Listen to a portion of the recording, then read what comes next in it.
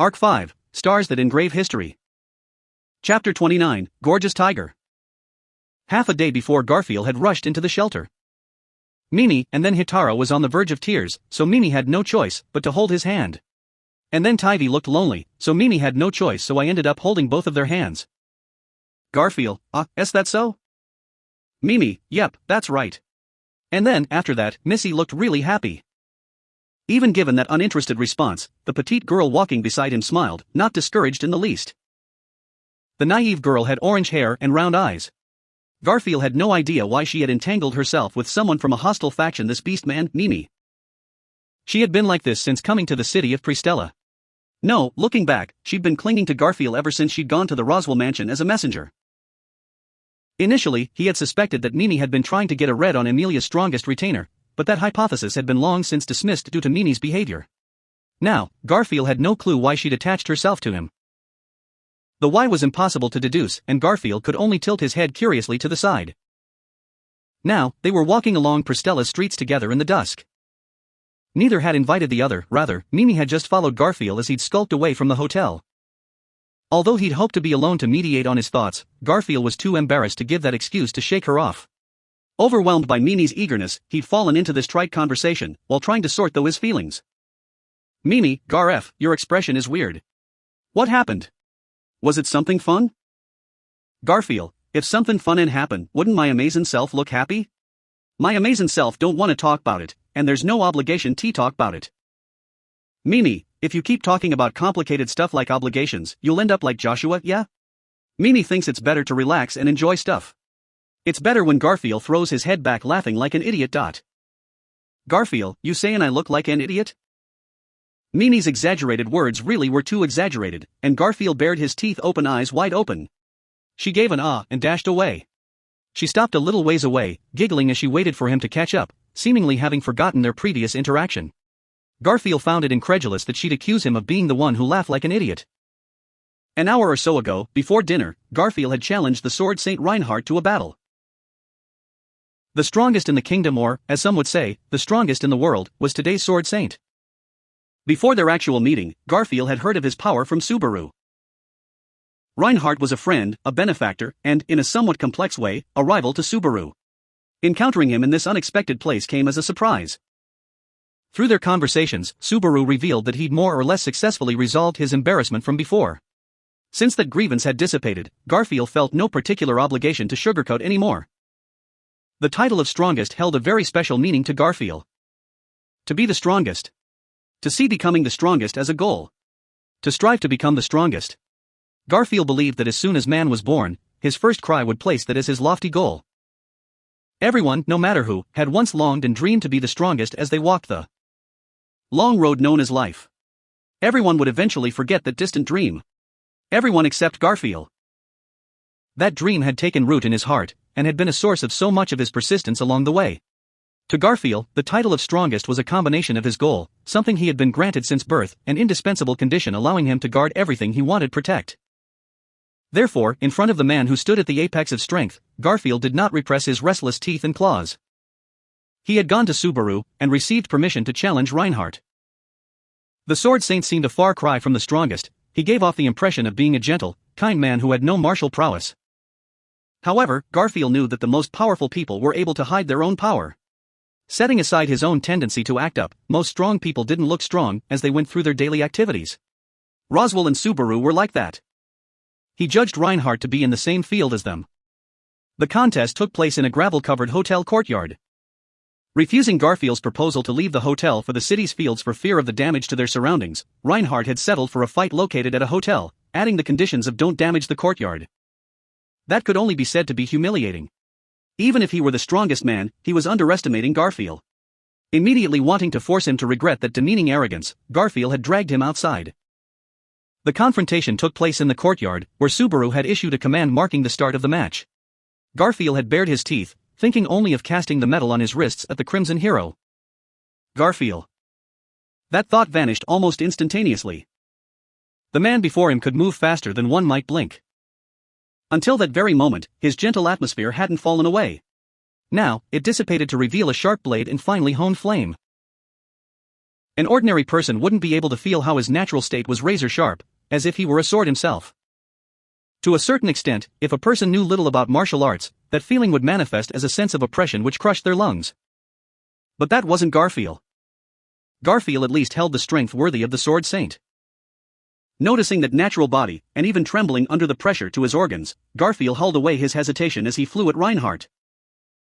Their match wasn't meant to be lethal, and they had agreed to cause no serious injuries. Forgetting that agreement, he had aimed at Reinhardt's throat with his sharp claws, striving for a decisive blow. In that moment, before his blow could land, elegantly his body was caught in midair, and Garfield truly understood the disparity in their strength. Garfield, I lost. After that, despite launching offensive attacks from various angles, Reinhardt had still casually evaded all of Garfield's tactics. On top of that, Reinhardt had avoided them all without even taking a step away from where he'd first stood. In other words, Garfield had exhausted all his strength against only Reinhardt's upper body. Having a sudden, heavy blow drill into him, tossing him into the air, Garfield had declared his own defeat. The Sword Saint hadn't even drawn a sword, his area of expertise. He'd defeated Garfield with only his bare fists. What exactly Reinhardt and Subaru had said after that, Garfield couldn't quite recall. To be so ingracious or foolhardy as to not accept his loss wasn't an impression that Garfield had wanted to give. He'd left the hotel with only a few words. He was unable to sort through his feelings as they were swept into a whirlpool. Strangled by the unanswerable emotions, Garfield had sought an answer alone as he walked the Watergate city which had led him up to here. Mimi, Gar-F. Gar-F. Look. Take a look. The sunset's completely reflected in the water. It's super red. This is awesome. Amazing. So beautiful. The noisy girl led Garfield around, pulling on his sleeve, yanking on his hair, settling on his shoulders, and he'd been left with no choice but to follow her. Thanks to her, he'd accomplished leaving the hotel, but was left with no time alone. Garfield, oi, from very start, why ve been so noisy? Can he settle down a bit, midget? Mimi, nope. Garfield, an immediate answer? She grabbed Garfield's wrists, running and spinning. Wrists gripped with an unexpectedly strong traction, Garfield spun in circles with her. The idea of extracting his wrist and fleeing at the speed of light had crossed his mind, but he didn't know if Mimi's beastman blood would provide her with a means to catch up. Mimi could be able to easily catching up with Garfield's escape. He had to take into consideration how conspicuous he'd look. Before leaving for Pristella, both Frederica and Ram reminded him repeatedly that troubling Amelia, or Subaru because of his own quirkiness would set a bad example. The only one he could trouble was Otto, who was like an older brother used to cleaning up messes. Garfield, ha. Mimi, what's wrong, Gar-F? Is there something vixing you? Garfield, you mean something vexin'? Mimi, yep, vixing. What happened? Talk about it. He was unable to speak candidly to Mimi, and she hit him repeatedly in the side with an oi. Considering her petite, oddly sturdy form, Garfield shook himself out of his daze. He leaned into the waterway, appreciating the view. Garfield, really is a movin' scene. Mimi, right? This is awesome. Amazing. Although Mimi should only be listened to half the time, the reflection of the setting sun in the water was indeed a bright, inspiring scene. The glittering water was stained with white and yellow light, and the sky was covered in an orange sunset. Having become aware of it, Garfield sat on the edge of the waterway, watching the sluggish coming and going of sailboats. Mimi, hum. Taking a seat beside him, Mimi shook her feet happily as she hummed a tune through her nose. Although her character was one which couldn't be silenced, right now, she was behaving rather well.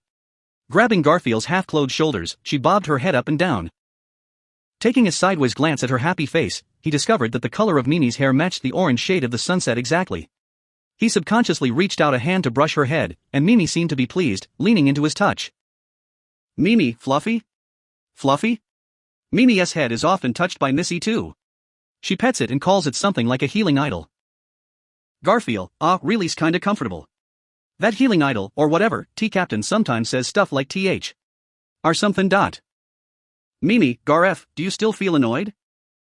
Garfield, about something else now. Mimi, ha.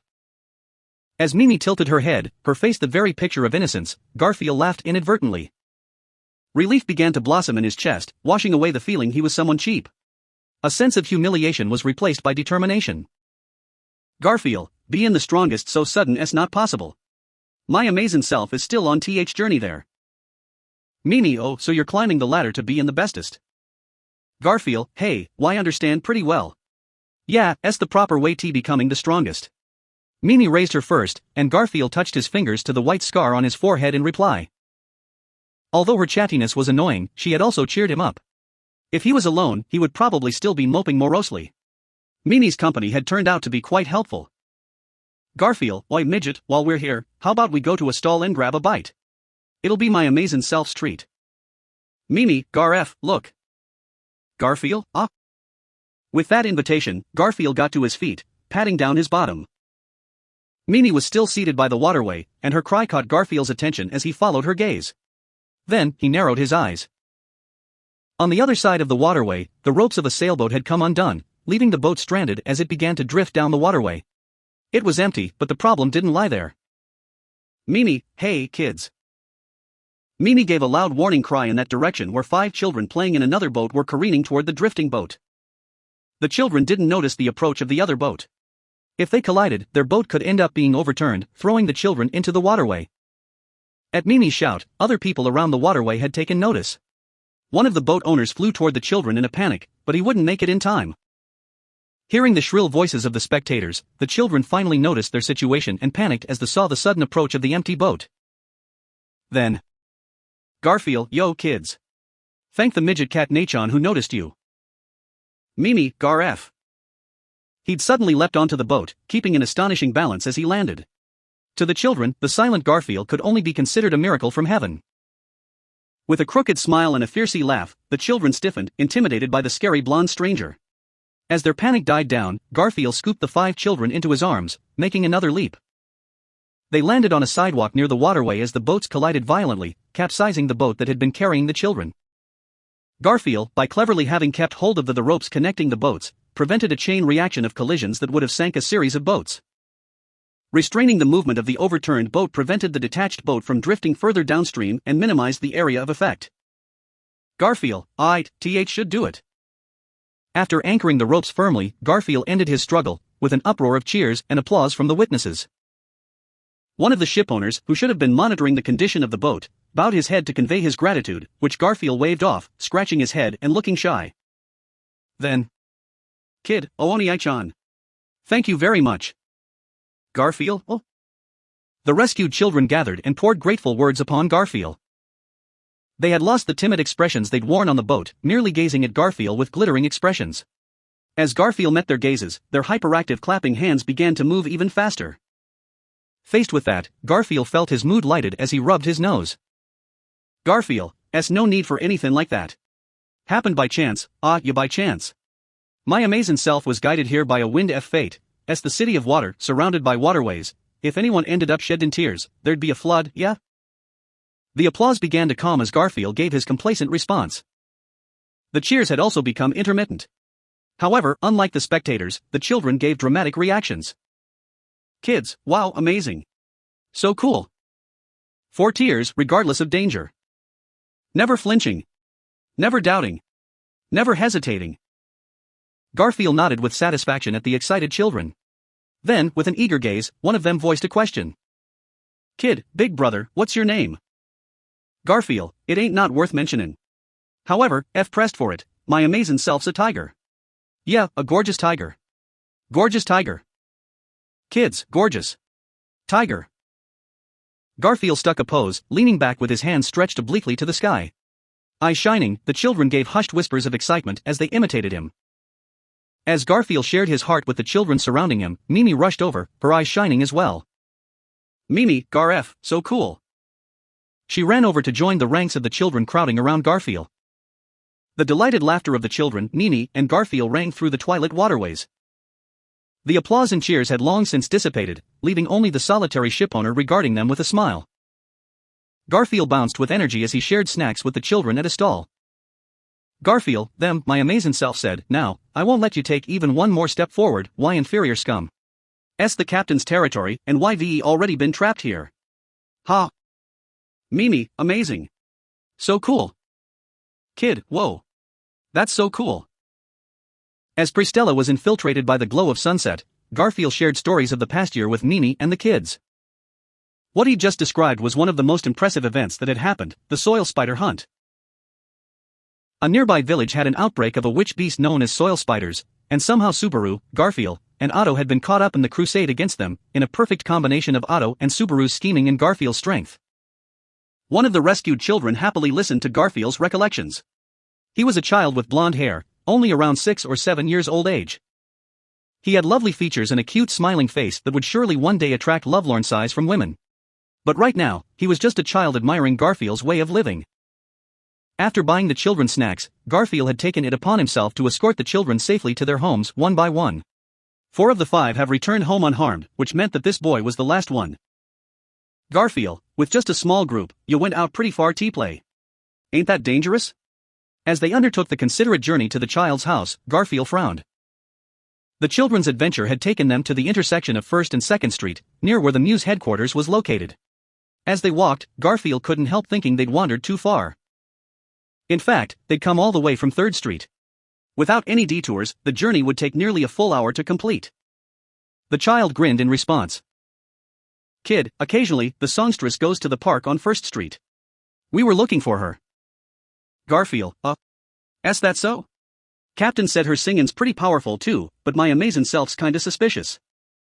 Rubbing his nose, Garfield found it difficult to agree with the child's reply. Garfield had only met the songstress Liliana once, at the Muse headquarters. Even that brief interaction was enough to have left a significant degree of impact on him. Liliana was, beyond a doubt, a girl with a strong personality.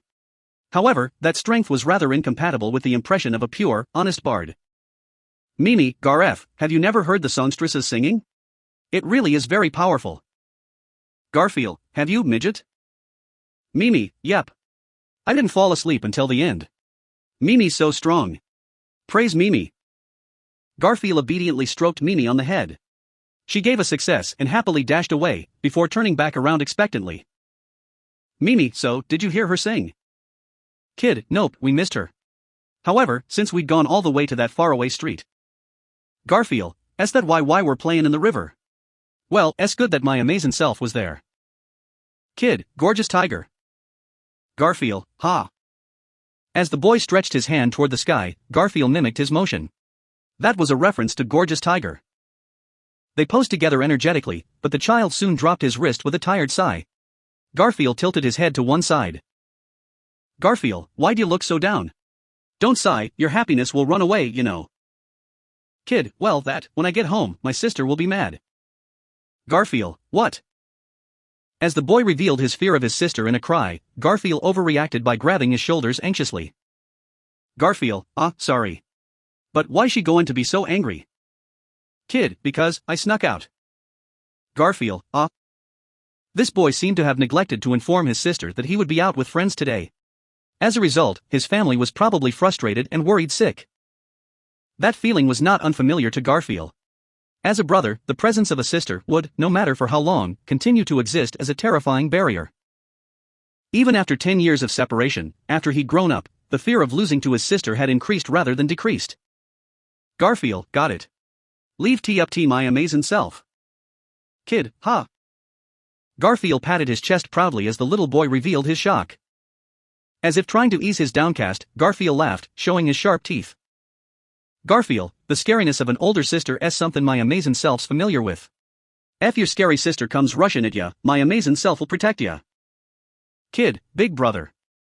The emotional child hugged Garfield tightly. Mimi joined the hug, grabbing Garfield from behind. In this way, being held front and back by the little ones, Garfield renewed his determination and struggled with them as they continued their journey. The sunset really was approaching, and they wouldn't make it back by dinner time, but today wasn't a bad day. No matter how he looked at it, he wouldn't be able to calmly dine in the same hall as Reinhardt. However, after a night of cooling down, he'd probably be able to manage it. That was thanks to the children who admired the gorgeous tigers, as well as Mimi's inscrutably infectious cheerful attitude. Fred. A deafeningly high-pitched voice suddenly attacked Garfield's ears. He lifted his head in surprise, and caught sight of the sprinting figure of a girl. She had long, elegant blonde hair, and was glaring intently at the boy with Garfield. The boy looked in her direction and opened his mouth. Then. Fred, sister. Sister, just how worried are you going to make us before you're satisfied? The girl leapt forward to deliver a flexible kick to her brother, whose body gently bounced back. Garfield, who'd witnessed that action, was frozen by shock and too slow to respond to the beautiful girl, who'd landed neatly. During that time, she fixed Garfield with a sharp gaze and dug into his foot with her heel. "Sister, you suspicious person, what do you want with my Fred?" Garfield, first F all, move your foot, midget. As he faced the maelstrom of her attack and angry words, Garfield replied in a steady voice. Seeing that her preemptive attacks hadn't caused any harm, the girl retreated backward with a timid expression.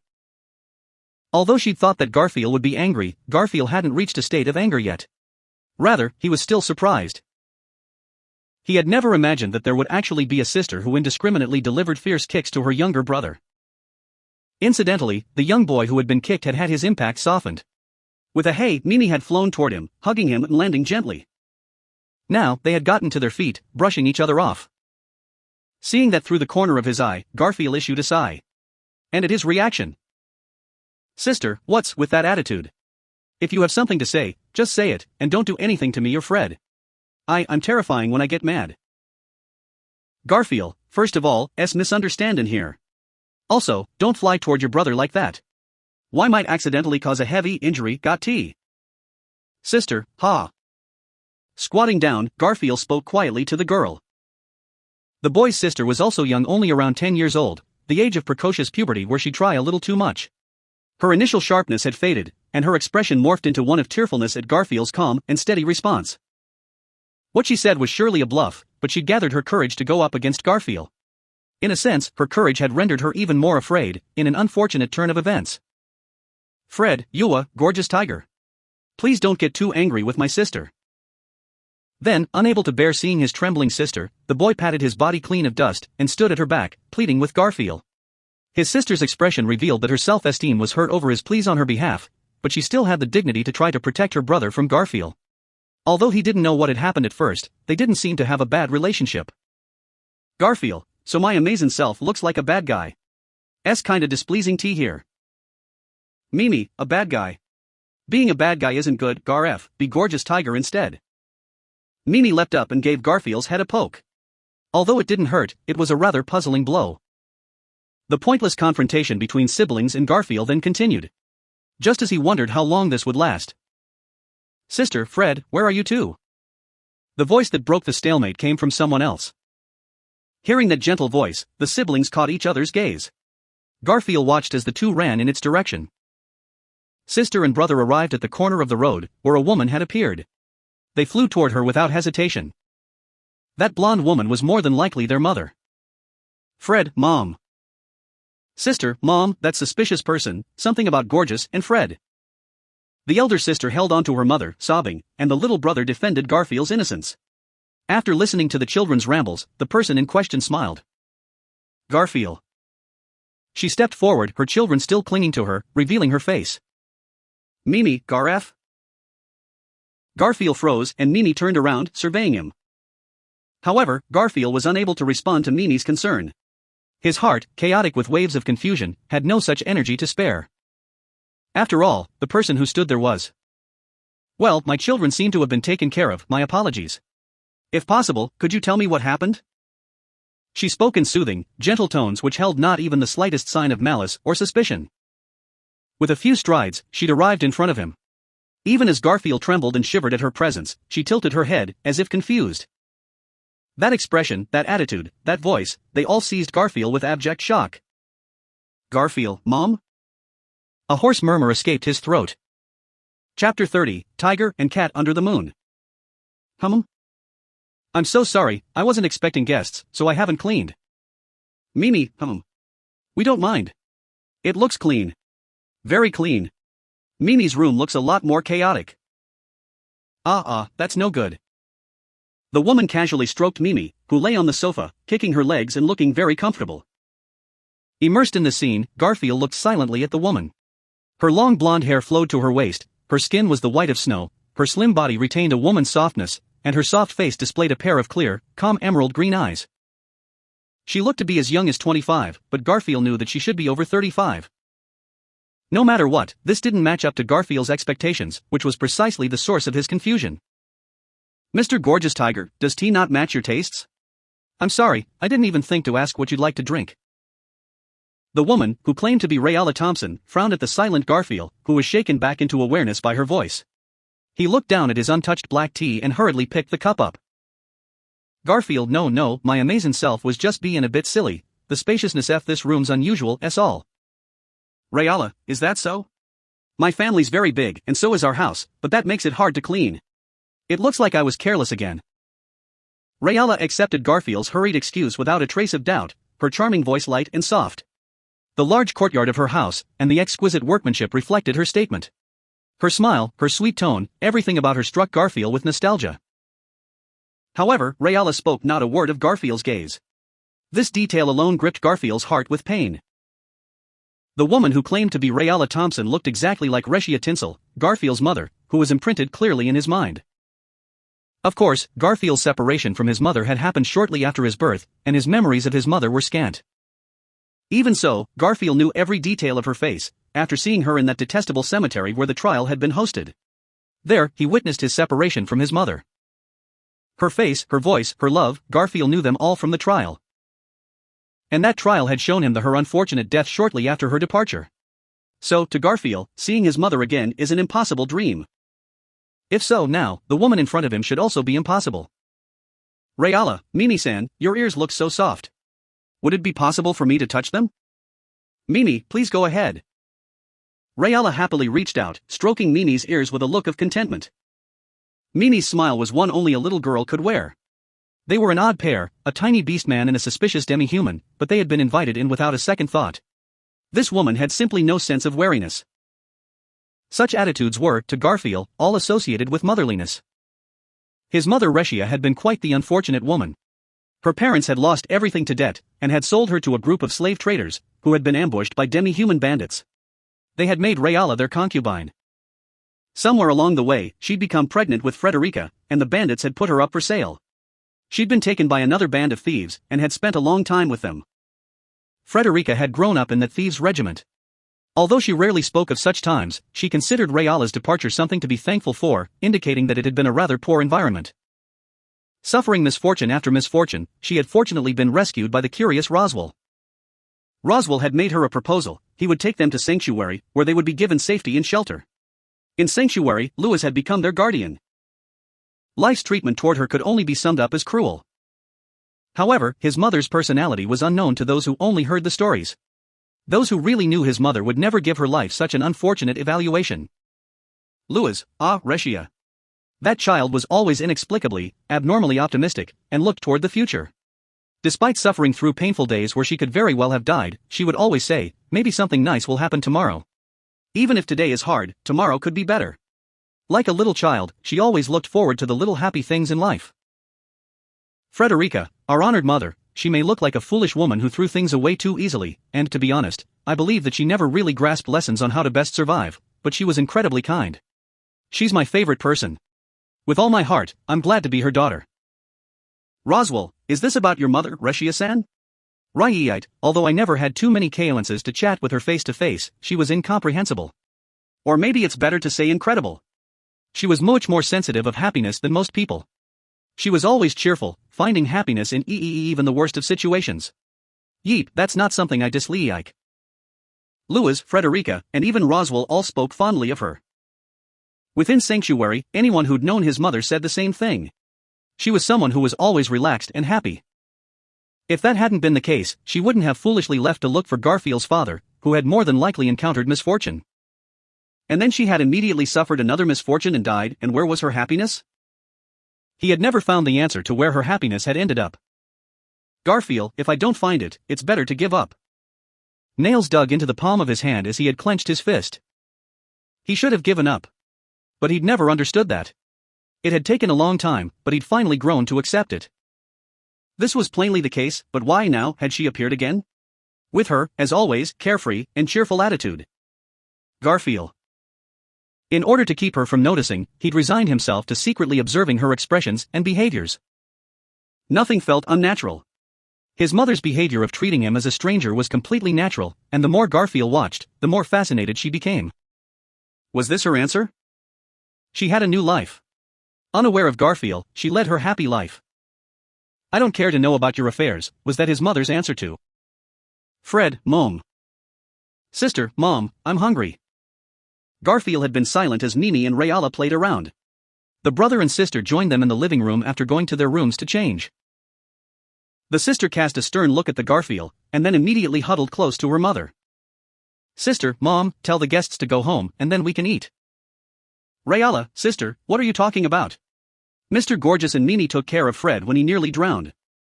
Sister, about that, couldn't it be that Gorgeous was the one who did it? So he could come to our house and take advantage of our generosity. Maybe he wants money. Rayala, hey now, that's going too far. But you're right, we have to thank him for Fred, should we give him money? Sister, Mom. The sister, who had realized that her words were about to become the reason for her family's bankruptcy, flew into a panic. On the other hand, Rayala, who failed to grasp the reason for her daughter's rant, glanced around in confusion. That smiling interaction between parent and child made breathing harder than walking barefoot on thorns. Draining his tea in one gulp, Garfield set his cup down with a clang. Garfield, since my amazing self don't seem to be welcome here, we'll be leaving. Mimi, huh? Why? Garfield, ain't no particular why. Although Garfield wanted to leave, Mimi continued to resist. However, as if he hadn't heard her, Garfield picked her up. As he stood to go, Rayala looked distraught, while her daughter cast a smirk at him. Well, Garfield would respect her feelings, and with that thought. Fred, don't go, gorgeous tiger. Seizing the hem of Garfield's pants, the little brother blocked his way. For a second, for reasons unknown to him, Garfield hesitated to shake off his little hands. But... Sister, Fred, honestly, you're... As Fred advocated for a suspicious criminal to stay, his sister placed her hands on her waist in anger. Rayala clapped her hands, capturing everyone's attention. Rayala, everyone, look, it's not good to not get along. You're pushing our guests to leave, Fred seems to want them to stay, so don't force them to do anything, sister. Sister, but Mom. Rayala, but nothing. Mr. Gorgeous and Mimi, stay for a while, won't you? I'd be delighted to share dinner with you, and tonight's meal is my favorite dish. Fred, Mom, you call everything your best dish. Rayala, shouldn't that be obvious? Mom always tries her best on every dish for you. Although her ability wasn't quite there, she made every effort to do her best. Everyone present wore a panicked expression, Garfield more so than anyone else. This harmonious atmosphere.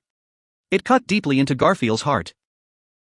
Rayala's words cast upon him a unique sense of happiness and helplessness. Accepting her invitation would be the worst possible thing that Garfield could do. Garfield, sorry about your invitation, but a few my companions waiting for me. They'll be worried if we're late, so we should be heading out soon. Rayala. Suppressing the pain in his chest, Garfield prayed that voice wouldn't tremble. At his answer, the sister's face became stiff, and Rayala frowned with her eyes closed. And? Rayala, I understand, there is no point in forcing you to stay if it bothers you. Garfield, hook. This was what had hurt Garfield the most today. Losing to Reinhardt in that duel, the initial impact of seeing Rayala were, compared to how he was feeling now, trivial indeed. Unconsciously, Garfield placed a hand close to his chest, as if needing to confirm whether or not his body had been torn. And to that Garfield. Mimi, Garfield, let's go. Mimi, who had until just refused to leave, gently taken Garfield's hand in hers and began leading him away. Facing her concern, Garfield obeyed silently. So, with their hands on the living room on the door handle, ready to leaving. I'm home. Oh, do we have guests? The figure on the other side of the door was a gentleman sporting a magnificent beard. He appeared to be a man of detailed workmanship and gave off an energetic atmosphere. From his tone to face, he seemed to be a man of accomplishments. At the man's appearance, the children scrambled to their feet with joy. Then, that man would be... Dad, I haven't seen this stranger's face before. Fred, Dad, this is Gorgeous Tiger. Sister, he's a suspicious scoundrel. Dad, what? Faced with his son and daughter's sharply contrasting attitudes, the father tilted his head in distress. He turned to Rayala, who stood quietly in the living room. Under the man's loving gaze, Rayala started to give a calm response. Garfield had hit his limit. Garfield, it ain't a big deal, we were going anyway. Leaving that sentence, Garfield grabbed Mimi and hurriedly pushed his way about the room, scrambling toward the front door as if running away. Fred, Gorgeous Tiger. From behind, a sad voice called to Garfield. However, Garfield had no response to that call. Who was Gorgeous, who was Tiger? He was Garfield, not Gorgeous Tiger. A tiger was a strong, powerful creature who couldn't be shaken by anything. Where was that tiger now? A real tiger wouldn't be so affected by such things. Mimi, Garfield. My hand, it hurts. Garfield. Too focused on his thoughts, Garfield didn't notice that cry of pain. He didn't notice until Mimi had broken free of his vice grip, extracting her hand from his nails, which had been digging into her. Her small hand was now swollen and blue. Garfield, sorry, my amazing self. Mimi, Garf, you were weird at that house too. My hand really hurts. Mimi mumbled quietly, and Garfield smacked his forehead with his hand. They fell into a discordant silence as the Watergate city's moist air caressed their faces. The sun had fallen from the sky, and the city had been shrouded in magical light. The sunshine on the water's surface was replaced by light from the magical lamps, but he was in no mood to enjoy that scene mysterious and quiet beauty. Hey, you two over there. Someone approached Garfield and Mimi with gasping breaths. Looking up, the magic light revealed the man from before, who had shed his coat. Finally arriving in front of the two, he put his hands on his knees, panting violently. Dad, I finally caught up, this won't do. I used to be more energetic, but thanks to work, I'm completely out of shape now. Garfield, do you need anything from us? Garfield had clearly indicated that he wasn't interested in the man's words. The existence of this man, although not to the degree of Rayala's children, also distressed Garfield.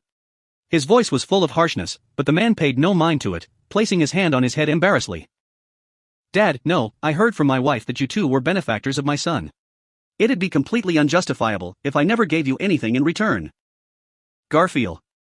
It's not such a big deal if I talk all exaggeratedly like that, my amazing self will be embarrassed.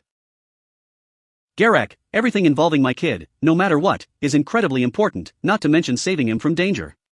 Really, if you need anything at all. I'm really sorry, my name is Garak Thompson. Despite how I look, I'm Pristella's Metropolitan Director, so if there's anything I can do to help you. Garfield, really, we're. A man who knew what was going on, Garfield, who had wanted to leave as soon as possible, suddenly paused. If he knew Rayala really knew her, then. Garfield, my amazing self's got only one question, would it be okay for you to answer? Garak, of course. No matter what, I'll do my best to answer. Garak responded to Garfield with a smile of only benevolence. The same was true of Rayala too, and their son Fred. This entire family was too kind for their own good. Only their daughter had any sense of suspicion. Thinking of this, Garfield was very cautious in his choice of words. Garfield, your wife, Rayala, what's her real name? Garak. As soon as Garfield posed his question, the atmosphere shifted. Garak pondered Garfield's question silently for a few moments before replying in a level voice. Garak, what do you mean? Garfield, I mean the literal Mayanine. No matter what, Reed plays a straight game, right? Playin' with words don't fit my style. Tell me, your wife, is her name Reshi instead of Rayala? Garak, goo. He responded awkwardly to Garfield's direct question, taking a moment to swallow before replying. Garak, you my wife. Do you know anything about my wife? Garfield, my amazing self also wants to know about her. Garak. Garfield responded sincerely to Garak's trembling voice. At those words, Garak fell into a silence, as if he were thinking. Waiting for his reply, Garfield took Mimi's good hand into his own. Glancing up at him, she smiled as she usually did. Garak, it seems that I should tell you the full story. As Garfield looked at Mimi's smile, Garak spoke with a sigh. His voice was weighted with fatigue and powerlessness. Garfield frowned, wondering and waiting for his next sentence. Then. Garak, my wife, Rayala, has no memories from before our meeting, 15 years ago. Garak and Rayala had met before he'd become a city director, when he had been a normal merchant rooted in Pristella. On the way back from negotiations, Garak, who had been driving a dragon carriage, had found his path blocked by a collapsed cliff. Having encountered such distress in having to repay a loan, and having met such an unfortunate accident on the road, Garak couldn't but be angry. Then, he found a woman who'd been buried alive. A miracle. There was no other explanation. Refusing to go the long way, Garak had been desperately wondering if he could still follow his original route.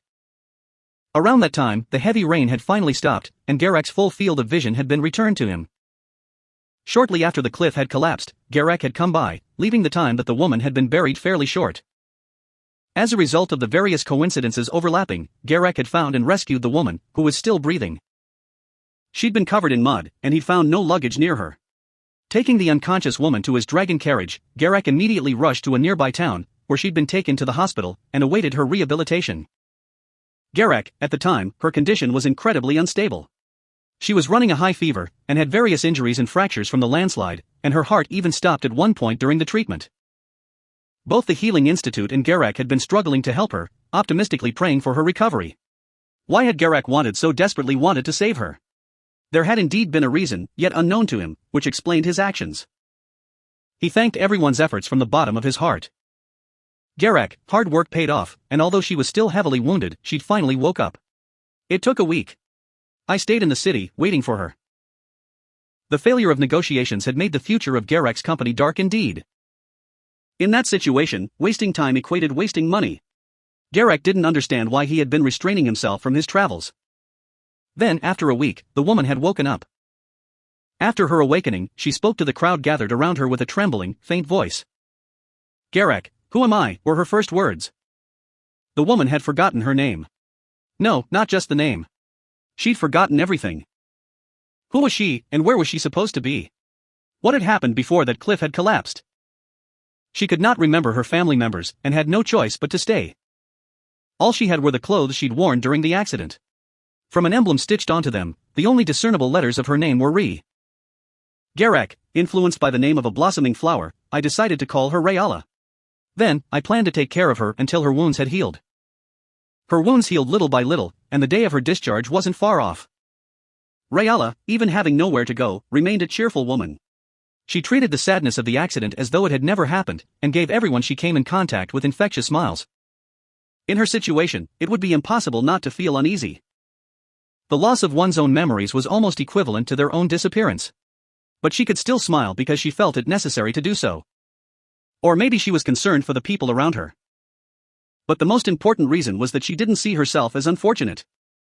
Garak, the nervousness from confessing to her is still fresh in my memory. That's probably the most anxious I've ever been in my life, even more so than when I proposed marriage to her. So, accepting Garak's proposal, Rayala went with him to Pristella. The reason he refused to abandon her, that he had waited so long for her to wake up, was incredibly simple. Garak had fallen in love with her at the very beginning, at the moment when he dragged her from the cliff his dragon carriage, cleaning the mud from her face. Garak, my business, which had been unlucky until I took in Rayala, improved quickly. The people around me said that was all thanks to my talent, but really, it was all thanks to Rayala. I was blessed with her, so now I can be a businessman like this, so I can be a better father. Garfield. Garak, I love my wife, and our children are both very cute.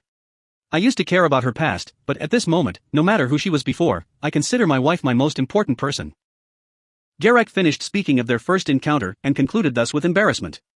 Garfield, who has been silent from beginning to end, listening intently, looked up at the sky. In the darkness, stars were scattered everywhere. The glorious full moon and stars were probably contemptuous of his current thoughts. Garak, I'm very sorry to ask this of you, but I can't help but do so. Garfield. What is the relationship between you and my wife, Lyra? How cruel this was. His line of sight fell from the sky to Garak. Garak's gentle eyes held a firm determination as he gazed at Garfield. He was empathetic and wouldn't be so insensitive as to misunderstand what Garfield would say. And so Garfield knew exactly which answer would be correct. Garfield. Opening and closing his mouth. Breathing, exhaling, inhaling, breathing evenly. A fast heartbeat. Dizziness. A burst of pain in his head, the need to retch. The swirl of yet unformed emotions in his tight chest were on the verge of collapse.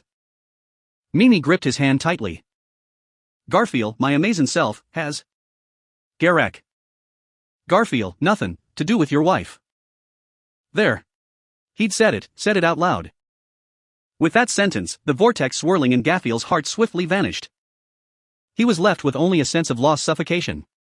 Garak, who stood in front of him, lowered his head as if he'd made a mistake and didn't want to look Garfield in the face, speaking with a trembling voice. Garak, sorry, I'm so sorry. With a look of unnatural pain, he bowed. However, Garfield didn't want to see Garak's reaction. He had already had enough. He wanted to leave, wanted to stop being hurt. What had gone wrong? Whose fault is it? Was it his own fault, or was it Garak's fault? Who should he blame?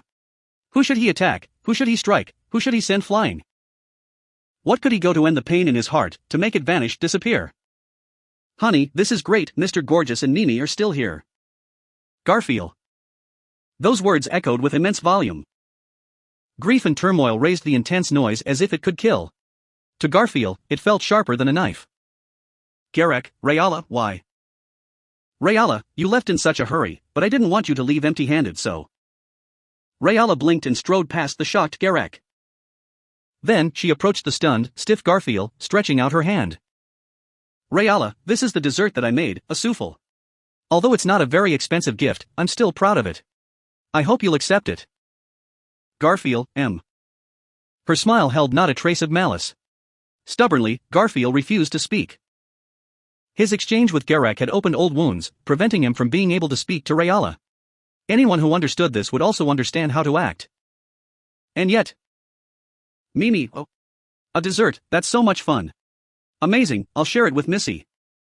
Rayala handed the container to a smiling, indifferent Mimi. There was a limit to how much someone could neglect to notice the atmosphere. Garek looked shocked, and Garfield was speechless. However, Rayala only gave a joyful laugh at Mimi's reaction. Rayala, I'm so glad you like it, and please go share it with the one called Missy. Mimi, okay, got it. Understood. After saluting with the hand which hadn't been squeezed by Garfield, Mimi took the container in her arms and clapped Garfield on the back. She applied enough power that he couldn't help but cough, and Mimi smiled. Mimi, well, this time, we're really leaving. Gorgeous Tiger and Gorgeous Mimi will see you later. Rayala, alright, safe travels, and take care not to fall in the water, Mr. Gorgeous. Mimi took Garfield's hand, and Rayala waved as they left. Smiling, Mimi turned back and waved energetically. Only the two men were left with pained expressions in this smiling farewell. Garfield. Like this, Garfield was led along the waterways by Mimi. Mimi and Garfield didn't speak until far after Rayala had vanished from view. Garfield, hey, midget. Mimi, over here. Garfield. Garfield had wanted to call Mimi, but was suddenly interrupted. Mimi, still holding Garfield's hand, briskly leapt onto the 3-story stone building, ascending with the use of footholds. Garfield was pulled along, of course, forced to take the same pace as her. With a few leaps, the two had reached the top of the building. Mimi feels so good. Garfield, so good, my foot. What were we pullin' just now? As Mimi called out her comfort while she bathed in the breeze, Garfield went on to complain. However, he saw that Mimi's smile had disappeared as she watched him. He saw himself reflected in her round eyes, and Garfield didn't understand the unease brewing in his heart. Mimi's expression fell at Garfield's silence. Mimi, Garf, do you want to cry? Garfield, huh? What are we sayin', why would my amazin' self be cryin'? Mimi, I know that Garf is strong, but you shouldn't put on that brave act. Since Rayala is Garf's mother, right? Garfield. At Mimi's unexpected question, Garfield held his breath. She'd accurately grasped the flow of the things. If she'd known Garfield's past, then that conclusion would be easy to make. However, Mimi knew nothing about Garfield's family. Her ability for discerning the truth was really rather impressive. That she had straightforwardly brought the subject up shook Garfield, and he hesitated. Garfield, why would you think that? Mimi, Garf and Rayala smell super similar, and her children also smelled a bit like Garf, so I was wondering if that was the case. Her assumption wasn't based on reasoning, it was based on something innate, and thus she could see the truth for what it was. If Mimi had inferred her conclusion from Garfield's words, he could have made attempts to hide his past, but Garfield couldn't refute something like this. His legs giving way, Garfield looked up at the stars in a daze. The stars and moon both were unchanged, looking down at Garfield with the same gaze. Mimi, so, is that right? Is Rayala Garf's mother? Garfield. My amazin' self doesn't know. Est that woman still my amazin' self's mother? At Mimi's words, Garfield covered his face with a hand. He didn't know how true that was. Rayala was unmistakably Reshia. Just as Garek said, as Rayala herself had acted until now, Rayala had completely forgotten that she was Reshia. Forgetting everything, Rayala had found a new start, raising her children, living happily. Garfield, come to think of it, that'd make those two kids my amazin' self's lil' brother and sister. Although he had only just realized it, his half-siblings had a similar relationship with himself and Frederica. In other words, those siblings were his own lovely younger siblings. It had been a relationship he'd longing for ever since he'd been little. Wouldn't it be nice if he could enjoy that relationship without the circumstances surrounding it? Garfield, even if my amazing self tells her about my heritage, nothing de change. Rayala had forgotten her time as Reshia. Even if Garfield told her everything, her 15 years as Rayala would still remain unchanged. Only Rayala would then carry an unnecessary 15 years of guilt, feeling as if she'd lost Rayala. Garak could only witness his wife's depression, and their children would only watch their mother's pain without understanding it. Doing so would only be for Garfield's own sake. Having Rayala accept that she used to be Reshia would serve no one but Garfield. Frederica and Louis both had no idea that Reshia had survived. If Garfield said nothing, the two of them would never know. Rayala's family also weren't bothered by her past. If they learned of it, those happy times would most likely be lost rather than preserved. If Garfield hid everything and let go, this could all be successfully resolved. Garfield, why is my amazing self? Didn't he even have the courage to bury this deep in his consciousness, to bury this within himself? Tiger, where are you? Show me the right path. If he could bear everything, take on everything alone, where would he find that strength? Tell me, Tiger, Tiger. A true tiger was the strongest existence that would not be lost to anyone. Garfield. Holding his head, biting down on his overflowing, lamenting the feelings swirling back and forth, mixing together, losing them and finding them. Mimi, it's okay. In the next moment, he noticed that his head was being gently stroked. Garfield. Mimi grabbed the collapsed Garfield from behind in a hug. Resting her chin on his head, her small palm stroked Garfield's head. That tender touch on his back, moving back and forth, gradually eased the pain and agitation in his mind. Garfield, what are why doing this is? Mimi, if Garf needs to cry, I think there's a specific place where boys are allowed to cry. Although I forgot where, I remember Missy telling me about it. For a moment, she seemed to be giving an answer, but her train of thought drifted away. In order not to keep his heart from shaking, in order to keep his voice from shivering, Garfield chose his words carefully. Like this, holding Garfield, Mimi giggled. Mimi, well, although I've forgotten, is it the feeling of a woman's chest? Is it like that? That's it. It's alright for a man to cry on an interested woman's chest. Garfield, who'd be interested in a midget like you? The one Garfield was interested in was a woman who was never kind when he wanted her to be, but kind when he least expected, after which she would beat him with her fists, a woman who was incredibly difficult to deal with. The girl in front of him didn't resemble her at all. However, Mimi was still smiling. Mimi, that's fine. Even if Garfield's not interested, Mimi's already fascinated. I saw and became interested in Garfield. So.